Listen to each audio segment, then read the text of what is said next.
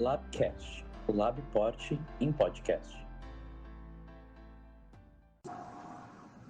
A LSF e as suas origens.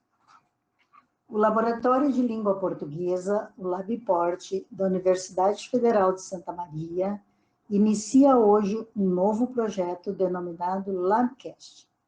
Idealizado pelo grupo de pesquisadores que fazem parte do Labport e sistematizado pela orientanda Sabrina Damiani Schmidt, o Labcast tem por objetivo principal apresentar ao público em geral as pesquisas realizadas no Laboratório de Língua Portuguesa da Universidade Federal de Santa Maria, promovendo assim a divulgação e a popularização da pesquisa através de podcasts disponibilizados no YouTube, no Spotify e no Anchor. Antes de nos lançarmos à execução do projeto propriamente dito, é importante conhecermos um pouco as origens da linguística sistêmico-funcional, esta que será nosso foco e tema norteador de todo o projeto. Em nosso livro, Introdução à Gramática Sistêmico-Funcional em Língua Portuguesa, publicado em 2014, em conjunto com a doutora Cristiane Fuser, já fazíamos esse percurso, que vale a pena aqui repetir. A linguística sistêmico-funcional foi estruturada por um aluno de John Rupert First, o linguista britânico Michael Halliday. Foi desenvolvida desde a década de 60 em uma vasta gama de publicações e sistematizada na obra Uma Introdução à Gramática Funcional, de 1985 e 1994, e em sua terceira edição, revista e ampliada, em colaboração com Madsen, 2004. Acrescento aqui um dado a mais, que também já foi publicada a quarta edição, datada de 2014.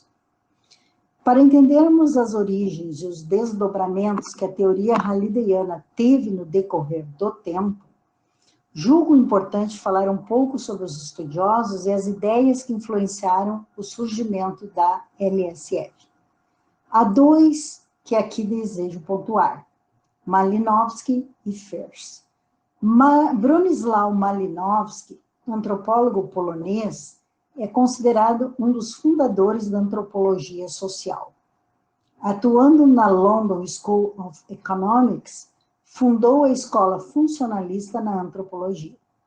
Suas grandes influências incluíram James Frazer, influente antropólogo escocês que realizou os primeiros estágios dos estudos modernos de mitologia e religião comparada, e Ernst Mach, filósofo e físico austríaco positivista, para quem nenhuma proposição das ciências naturais é admissível se não for possível verificá-la empiricamente.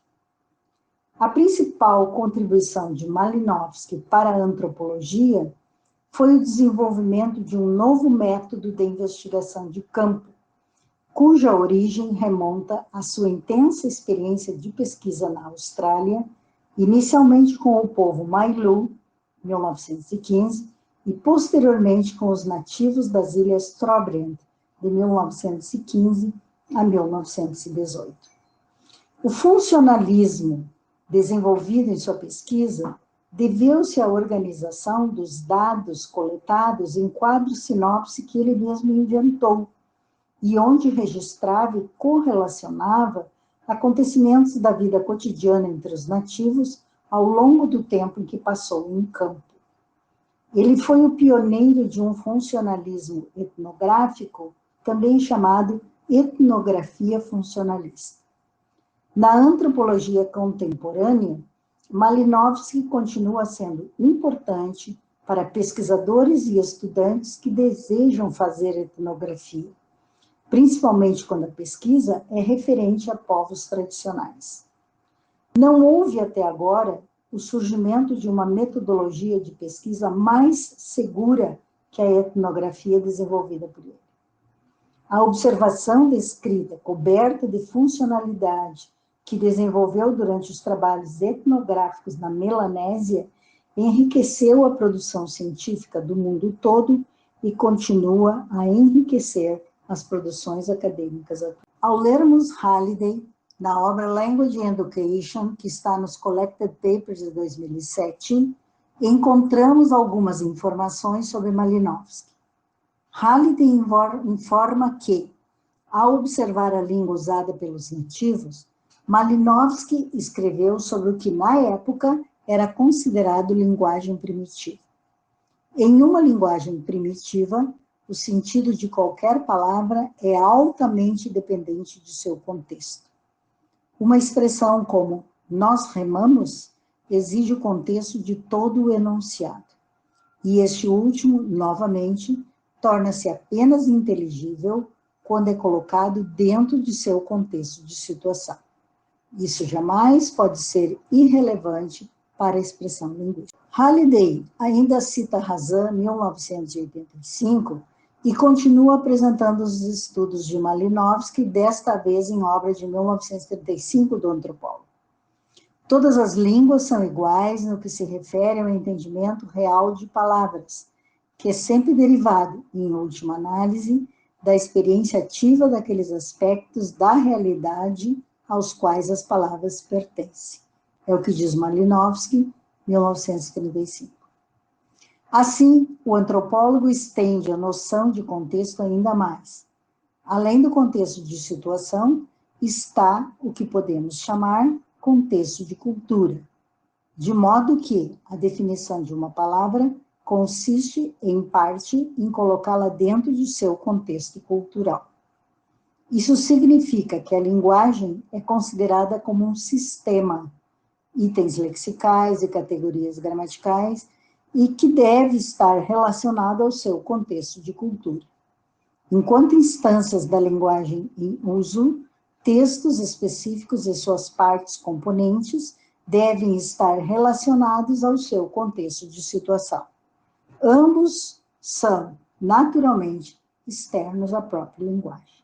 Desse modo, segundo Halliday, abre aspas, Malinowski deu-nos os conceitos de contexto de situação e contexto de cultura, fecha aspas.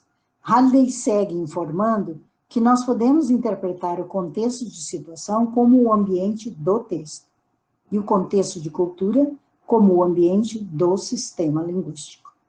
Os vários tipos de processos sociais podem ser descritos em termos linguísticos como contextos de uso da linguagem. O princípio da complementariedade funcional significa que nós podemos falar de contextos também no discurso escrito. Para Halliday, Malinowski foi um antropólogo que se tornou linguista no serviço de suas buscas etnográficas. Seu colega mais jovem, de nome Firth, viu a possibilidade de integrar esta noção, a de situação, como um tipo de contexto em uma teoria geral da linguagem. E agora, então, eu passo a falar sobre a segunda grande influência na teoria hallidayana. John Rupert Firth, linguista britânico, professor de Halliday e fundador da Escola Linguística de Londres, conhecido por suas contribuições à análise da prosódia e ao estudo contextualizado do significado. Firth estava interessado na linguagem falada, a linguagem considerada típica de certos contextos de situação, com a qual o povo interage em suas relações interpessoais cotidianas e constrói uma identidade social para eles e para as pessoas ao redor. Um texto era um objeto de estudo teórico por si mesmo, e o que Firth fez foi mapear a noção de contexto de situação em uma teoria geral dos níveis da linguagem. Toda análise linguística, segundo Firth, era um estudo de significado, e o significado poderia ser definido operacionalmente como função em contexto. Assim, estudar significado seria tomar cada uma das tradicionais divisões da teoria linguística, a fonética, a fonológica, a lexical, a morfológica e a sintática, e tratá-las como um tipo de contexto. Seria possível incluir a situação como um outro nível linguístico, com um lugar especial no todo, desde que ele fosse um todo que pudesse ser contextualizado.